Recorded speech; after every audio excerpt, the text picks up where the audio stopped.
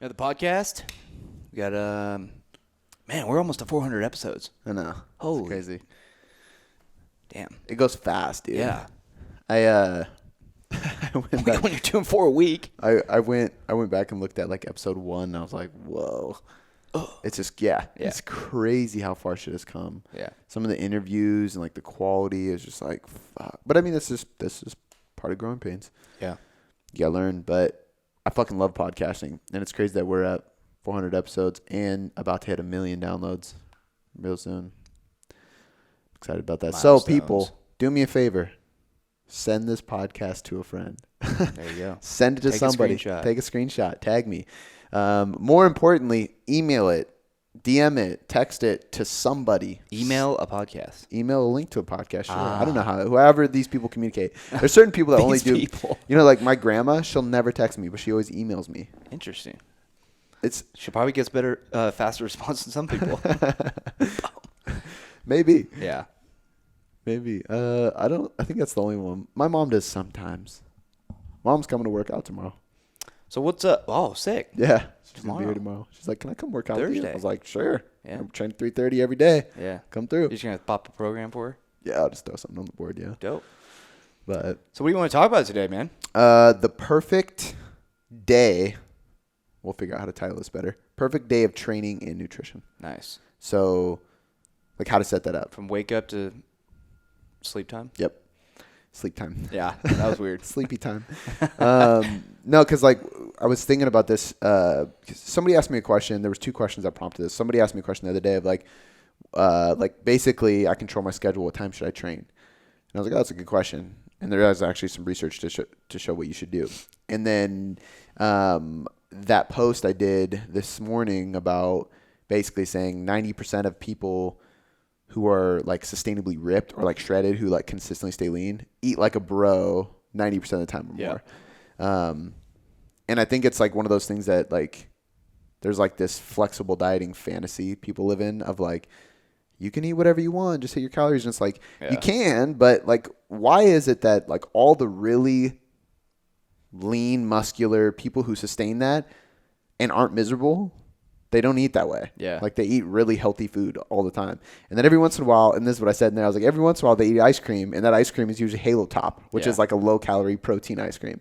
And that's the reality because shit, I had ice cream in San Diego and it was Halo Top. Like me and Shannon will do ice cream. She'll get Ben and Jerry's and I get Halo Top. But I think that's like the flexible dieting fantasy that people live in, is like that you can just eat whatever. So I wanted to kind of go like, okay, well, what does a perfect day of eating look like? What does a perfect day of training look like? How should you set that up throughout the week? And then people can kind of listen to this and be like, okay, like leave and set up your fucking routine. Yeah. Completely. I hate to say it for this podcast, but it's also big depends. Depends on your schedule. Depends on your job. We'll use this as a perfect world scenario. Okay. So the individual we're creating this for, this isn't you. Works at home. Doesn't not like any foods. Has no food issues. Will eat whatever I tell them to eat. Allergies. They can eat however many meals they want to eat. I want them to eat it per day. Take whatever supplements. Money is not an option. So they can follow whatever it is. Anything. Okay. Not everybody can do this. Now, a lot of this stuff does change when I work with somebody, because the reality is like, hey, this is a perfect world, but I know based on your schedule or your stress or the foods you hate eating, like we're going to go this route. But first and foremost, we'll talk training. So in my opinion, I think the perfect way to set up training is likely going to be if I had to sum up, like, we'll start with a training split. The best training split for majority of people, I think, is going to be a 4-day upper lower split. I think that advanced individuals can progress on it. I think beginners can use it. I think intermediates can use it. I think it's an easy way to actually create a program. Like if we look at the actual science and art of programming, upper lower splits make it pretty easy. It's easier on recovery for a lot of people because, I do chest, shoulders, back, triceps, all this stuff today, and I'll do legs tomorrow, and then the next day I'm resting. So by the time I hit upper body again, I'm fresh. I feel good. Same with legs. Whereas something like I'm on right now is a push-pull legs. Like I did upper body on Monday, even though it was like chest, triceps. When I came in to do pulling all upper body it's still like, fuck, my upper body's still kind of tired, even though it is opposing muscle groups. But I'm an advanced lifter and I can lift 6 days a week in a row. But for most people, I think a 4-day split, every once in a while you can do like a 5-day for some people, but we're setting up a 4-day split. 2 days we're going to do conditioning. I think that conditioning gets overlooked for anybody who is interested in building muscle because it's fat loss, right? Like conditioning is cardio. Cardio, it burns calories. We don't want to burn a ton of calories because we want to build muscle and we want to keep all the food we can. But if we look at what conditioning does from an energy systems perspective, it increases your oxidative system. It increases your body's ability to utilize oxygen. It improves your energy systems, which is going to influence your metabolism, your anaerobic system, your ATP system. So all the systems that basically take nutrients, take oxygen, take blood flow, take all these things and substrates in our body and actually create energy with them and performance. Sure. Conditioning is the foundation of that. Yeah. And I mean, we can just look at pro CrossFitters. If cardio like is bad for muscle growth, why are some CrossFitters jacked beyond belief? They do cardio in every session. Yeah. So it's obviously not true. So we have 2 days. 1 day is going to be anaerobic conditioning. So this day is going to be similar to the conditioning video that we just put out by the time this is aired, where I'm doing some running, I'm doing some assault bike, I'm doing some rowing, I'm doing some carries. It's more high intensity. It's either really high intensity or it's like moderately high. Yep. And then 1 day we're doing active recovery. So this is going to be a day where we are walking on the treadmill for 30 minutes straight. So it's literally like nonstop movement or a bike or anything. And it's just movement. So it's at a low enough pace where I can hold a conversation with you, but my heart rate's going and my body is moving and I'm burning calories. So that's an active recovery because we are getting blood flow to the body, the limbs. I'm going through a good range of motion, especially if you're on a bike, but I'm not like pushing my nervous system too much. And then 1 day is full rest. So we have 4 days of lifting, 1 day hard conditioning, 1 day active recovery, 1 day complete rest. If I had to boil down for the majority of people, I think that's literally a perfect split. I could use that and get great results. You could use that and get great results. My mom could use that and get great results. We would adjust some things just because she's approaching 60 and she hasn't been in the gym like I have. So obviously I would have to, I'm going to take the barbell bench press out of there. Yeah. But splitting up your sessions in this 4-day upper lower fashion, it helps us undulate intensities. And that's the last thing I would say is that within that training split, and this applies to everybody as well, in a perfect training split, you're undulating intensities. Yeah. So if you look at your program right now, you have day 1's max effort, day 2's dynamic effort, day 3's rest, which is today, day 4 is dynamic effort again, day 5 is going to be max effort. So what I'm doing there is I'm going max effort's the hardest central nervous system day, a lot of low rep, a lot of strength, heavy lifting. Dynamic effort, upper body's like speed and hypertrophy. So you're doing higher reps or you're doing explosive reps, lighter weight, a lot of like unilateral stuff, a lot of movement-based athletic stuff. But we are not driving into like that hard nervous system training where we're doing like grueling 3-rep deadlifts. For sure. Wednesday, take rest. Thursday, we are going to do dynamic effort again because we did max effort lower body on Monday. We have to do another dynamic or another lower body, which is going to be dynamic. And then the final day is going to be max effort. But what we did is we pushed your nervous system really hard day 1. We trained but brought it down a little bit, which is actually better. It's a form of active recovery, but we're not going super hard, so it's still coming down. Day 3, we have that active recovery, so we're like continuing to come down, come up from a recovery standpoint, but come down from an intensity standpoint. Yeah. Then we slowly drive it a little bit higher again with dynamic effort, and then we peak it up at the end of the week again with max effort. And then on the weekend, you have a condition day and then rest. Mm-hmm. So now what we're doing is undulating this like a wave. Like your intensities are going up and coming back down, up and coming back down. Whereas if you were to do that same split, and I've made this mistake in the past, day 1, day 2, upper, lower, max effort, day 3, 4, dynamic. You go 2 days in a row super hard, injury risk goes up, nervous system burnout goes up, you're more likely to need to deload sooner.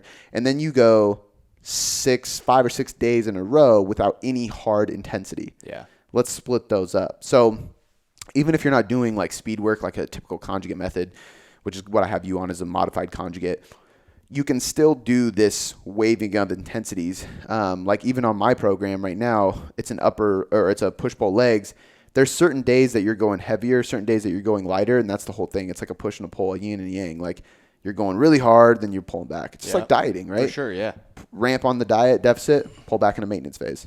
So for the training program, 4-day split, 1 day conditioning, 1 day active recovery, 1 day full rest, undulating intensities throughout the week. Next, we're going to consider the time of day to train.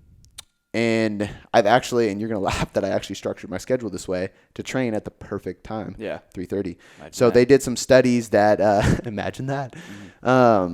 They did some studies that showed, I want to say it was actually 4 p.m. Okay. Close enough though. Yeah. That is the most optimal time of day to train. So individuals saw the best rate of muscle growth or strength gains at about 4 p.m.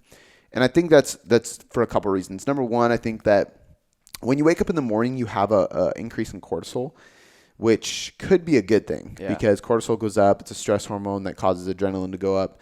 So you could be more actually like alive and awake and energetic. But at the same time, I think your body is stiff. Your joints are cold. Your spine is compressed after sleeping. By 3:30, 4 p.m., you've been moving all day.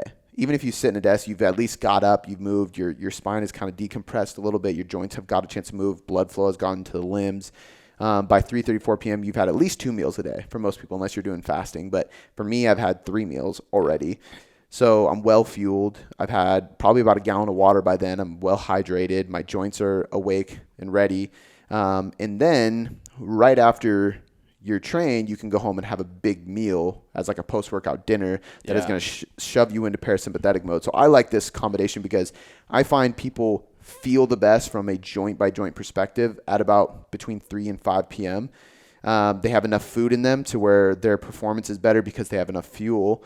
They have enough water to keep them hydrated, get a good pump throughout the session.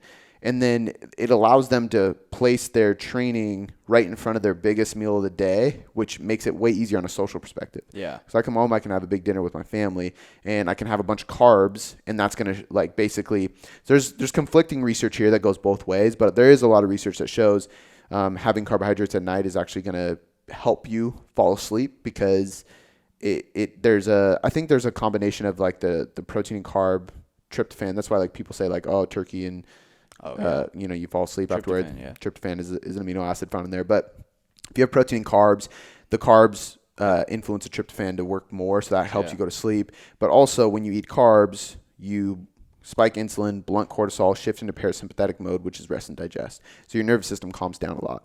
So there's the benefit of that as well. But I think at the end of the day, like you're following the split and you're training at about 3:34, 4:30 p.m. every day. After that, we get into nutrition. Yeah. So how should your diet be throughout the day? And one thing I will just add too, if I had full control, and actually I do have some clients where I can request quite a bit because they're coaches like me. So it's like when I work with somebody, like I'm working with Eric, he's like, so like your schedule, like training. I'm like, dude, you tell me. I can literally do anything. You want me to train twice a day? I could if you want me to. I don't want to, but I could. Like I can literally do anything. I can make everything. Which that's actually why I hired him, and I was excited about it because I told him, I was like, man, like everything is in a place right now where I can fully commit to my own body, because for the last 2 years, it's like, oh, I'm training in the garage, or I'm training at any time, or like, hey, I'll get a quick session in after we film at that gym that we're getting some space from if there's time, and like I'm driving here and there, and there's just building a business is hectic. But now that we have a location, now that I have my house is down the street, now that we have a full gym, now that I can tweak my schedule, it's like convenient. I have no reason not to be jacked. Yeah. So now I'm like going all in on it. But it was cool because I could tell he was excited. He was like, this is going to be really fun. Like easy for me, you know? Yeah. But for nutrition, like the thing I was going to add is 3 times a day walks. I talked about that a little bit on the other podcast. I have the reminders, but I think on top of being awake all day, on top of training at the right time, on top of having the meals, having the hydration, all those things before you work out, I really encourage people to get up and walk at least twice, but if you can, 3 times a day. I had Stan Efforting on the podcast a while back. He's really, really big on like the 3 times a day walking, but it's going to improve blood sugar levels, insulin levels, digestion post meal. So if you can get up and walk after breakfast, lunch, and dinner, you're basically improving your body's ability to absorb, digest, and facilitate carbohydrates, right? For sure, yeah. On top of that, I do believe that like when people walk more, this is completely anecdotal, they're just more positive. Like when people get up and they go walk and they move, there is some research that shows like the fluid in your spinal cord or something along those lines like helps productivity in your brain. There was some like biohacking thing I read. But But it's basically just saying like when you wake up in the morning, get up and go. And I think like the whole point is like, no, it's just more movement is better for your brain function and productivity. So I think there's that. And I also think that people from a joint again perspective and just recovery, they tend to feel better when they move more. Like my clients who are actively trying to get up and walk and move throughout the day and get up out of their desk and do a lap around the building, they just feel better. The results are better. They feel better. There's less pain. There's less aches. And they're usually leaner because they're moving more and their energy expenditure is higher. So that's another thing with like trying to build muscles, like staying lean and doing that. But all right, training, 4-day-a-week split, undulating your intensities, 1 hard conditioning day, 1 active recovery day, 1 full rest day, 2 to 3 walks per day. And you're training at about 3:30 or 4 p.m. That's it so far. Boom. For nutrition, if I had to set up a person's perfect nutrition, I am going to have them eat 4 meals per day. 4 meals and 1 shake. So 5 feedings, 4 meals. The reason I have 4 meals is because I think that they're large enough to be satiated. If you go 6 meals, they're like getting small and you eat a meal and you're still hungry. Yeah. 4 meals, they're big enough to be satiated. It also gives you enough protein per sitting to maximize protein synthesis, which we know begins at about 20 grams of quality protein, but maxes out about 40 to 50 depending on your weight. But if you're having 4 meals a day, you're probably at least getting 30 grams to 40 grams per meal, which is going to be more optimal for muscle protein synthesis, recovery, building muscle. So 4 meals a day, evenly spread out protein across the day.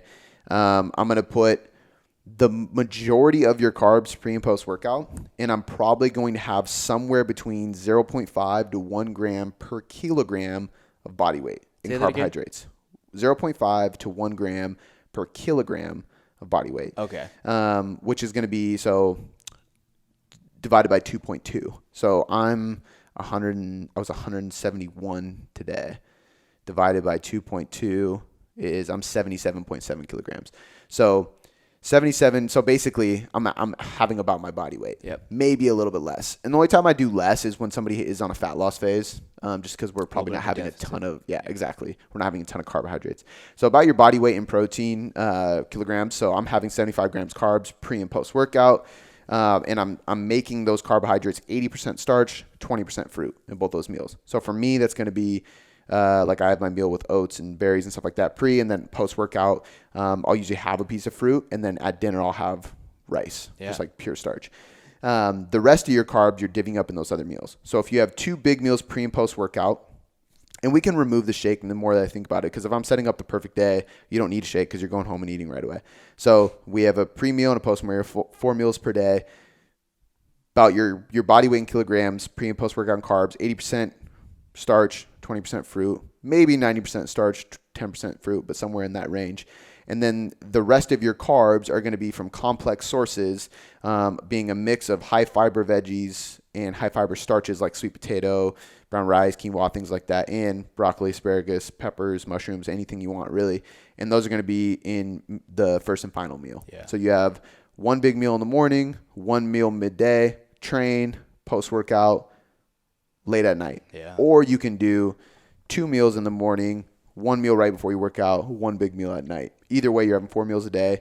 Most carbs pre and post workout, split between starch and fruit, because that's going to increase the absorption of those carbohydrates and getting things into your bloodstream. Your blood glucose levels will be increased, which is going to help energy performance in the gym.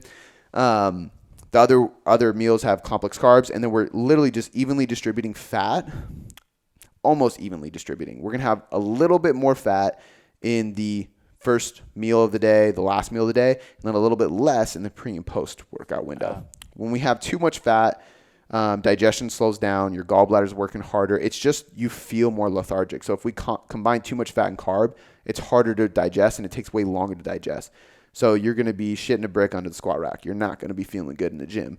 So because of that, I want more fats on the meals that were not by my workout, and then I want around like 5 to 10 grams pre and post. So a little bit less fat, and I would go up to like 15 grams fat post-workout, and there's some clients I'll have do like 20, and that's if like the meal is post-workout a couple hours later, and it's like you need that much fat to hit your macros because you have to eat a lot of fat because your calories are high. And then you're just making sure you get 3 to 4 servings of veggies, 2 to 3 servings of fruit per day. So yeah, 4 meals, evenly spread protein between 30 and 45 grams per meal. Most of your carbs pre and post, combination of starch and fruit, complex carbs in the other ones, more fats in the non-workout meals, less fat in the workout meals. I would say the majority of your fats are coming from monounsaturated sources, a little bit from poly, a little bit from saturated. I like let's say like 50% from mono and then 25 and 25% from poly and saturated. Saturated fats got really popular with the paleo movement with like grass-fed butter and organic bacon, coconut oil, and things that are taste amazing. Too much saturated fat's probably not that great. And there's limited research on here, but there is some research that talks about saturated fat being harder to burn.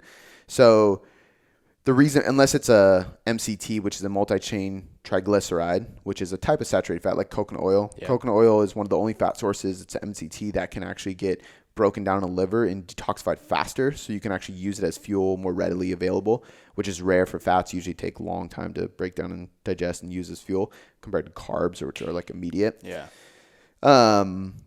But there was some, I want to say I read a little bit about this from RP, Renaissance Periodization, and then I also read about it in Lyle McDonald's book, The Stubborn Fat Loss Manual, I think it is, or something like that.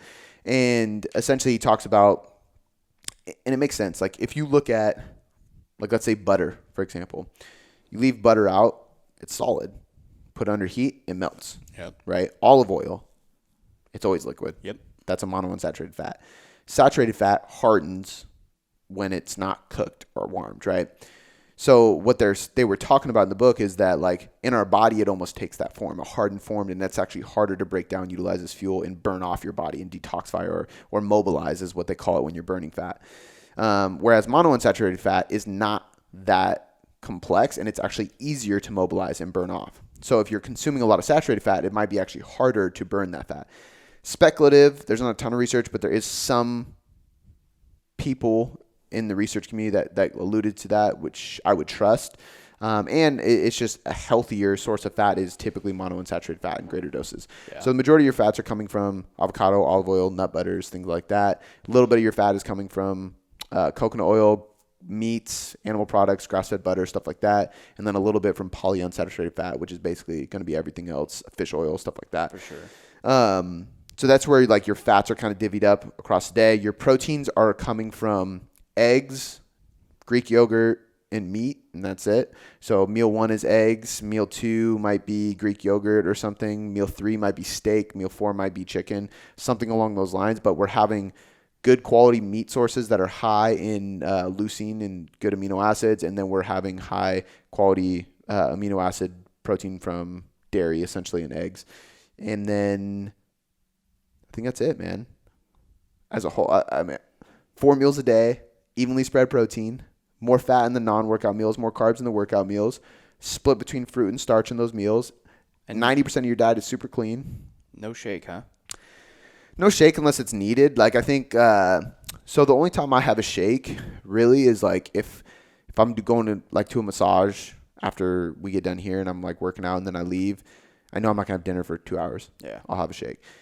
Normally I don't have a shake because I'm leaving here and I'm going straight home. It might be 30 minutes, maybe an hour before I actually eat my meal. That's totally fine. Yeah. Over 3 hours is when I think you're waiting too long to get some kind of protein in your body. Or what I'll do is I'll have like a casein shake. So that's like a slow digestive protein late at night. So for me, like this all hypothetically is very similar to what I do, but I'll go breakfast will be egg whites cooked in olive oil with spinach. So it's like a scramble with, I just put reduced sugar ketchup on it. Yep. Love ketchup. And I just do egg whites just to save fats. And then I have oatmeal with peanut butter in it and a banana. So there's my fruit and starch with some monounsaturated fat with the olive oil and the peanut butter. That's meal 1, which is almost my largest meal of the day, which if we look back at like Chrono Nutrition with Danny Lennon that was on the podcast, talks about people who have the majority of their calories in the morning have a better circadian rhythm and just burn more calories throughout the day because they have a higher portion of calories coming in the morning. For sure. So their day is more energetic, essentially, is like what it gets to.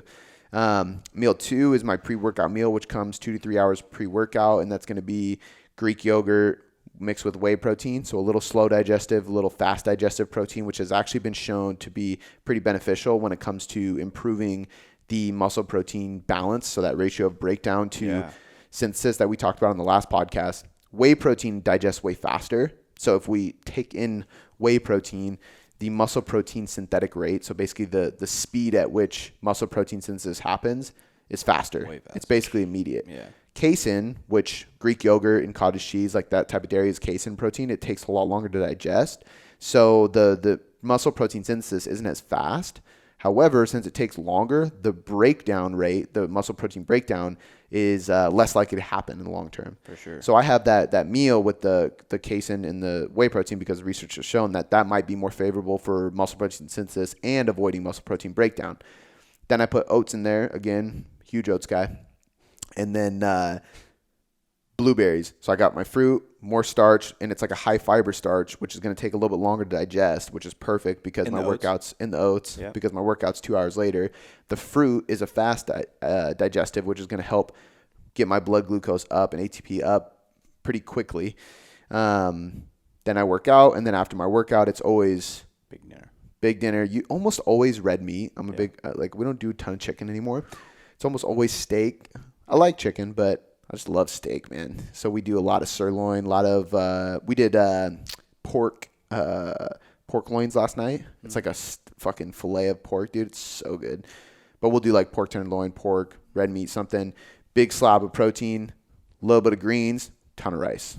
Gotcha. I put a little bit of butter on my rice just because it tastes so fucking good. Yeah. If I was being like meticulous and like really good with this whole concept of the perfect day, I'd probably take that out and just have the rice. What about soy sauce? Not a big soy sauce guy. I will if I'm doing like a teriyaki, like a stir fry or something. Yeah. But if I'm doing just rice, I like, dude, just grass-fed butter, salt. Damn. So good.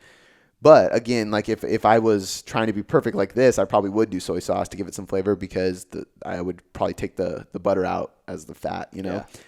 And then about 2 or 3 hours later at like 8:30 p.m., I have my final meal of the day, and it's casein protein powder, some peanut butter, and then frozen blueberries. Freeze it in the fridge. So now I got a little bit of fruit, cure my sweet tooth at night, slow digested protein, a little bit of monounsaturated fat to slow that digestion down too.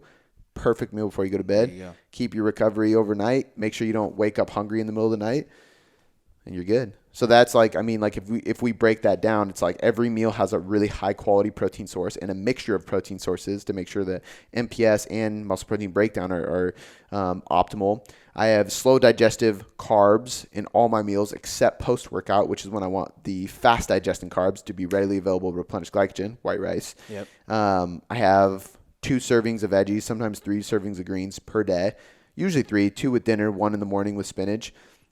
And then I have most of my diet's fat is coming from monounsaturated fat. And I have 3 servings of fruit per day. It's golden. That is perfect. Strawberries or blueberries in the middle of the day, banana with my breakfast, and frozen blueberries at night.